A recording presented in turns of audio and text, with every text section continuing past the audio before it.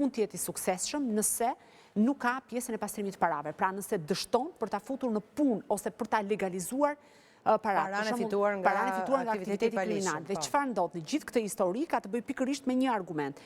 Paratë që mblidheshin nga trafiku i drogës, që aty për shembull kishe bos të mafias italiane, për shembull njëri prej tyre njihej me Nofkën Gjyshi dhe shumë interesant do ta lexoj më pas sepse besoj do kemi një bisedë të gjatë, mënyrën se si ata vepronin dhe të gjithë paratë vinin përmes linjës së transportit të udhëtarëve, pra futeshin në autobuse. Ka një moment tek pamje filmike është një autobus jeshil që kalon në mes të qytetit. Po nëse Regjana na ndihmon me pamje është pikërisht momenti që lëviz dhe antimafia e ka parë që nga momenti sepse janë 30 episode të trafikut të kokainës dhe heroinës që janë të identifikuara dhe nuk kanë ndërhyrë. Me pamje. Me pamje, absolutisht. Edhe parat ku numërohen, edhe parat cilat janë të dokumentuara. Po, është në dokument dhe besoj ka dhe regjia për na i shfaqur.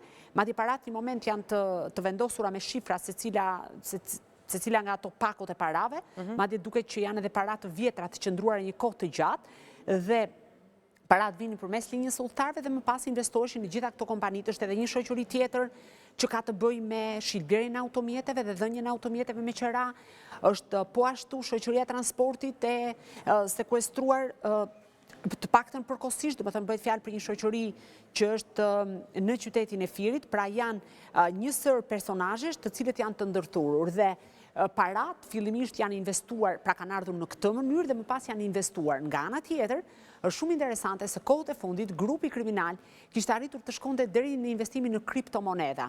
Duhet kemi parasysh çfarë bënin ata. Por po të shikosh me kujdes pamjet e autoriteteve italiane, do përpiqen t'ja kaloj sërish regjisë, sepse është shumë interesant mënyra se si ata veprojnë ose më saktë autoritetet italiane kanë reaguar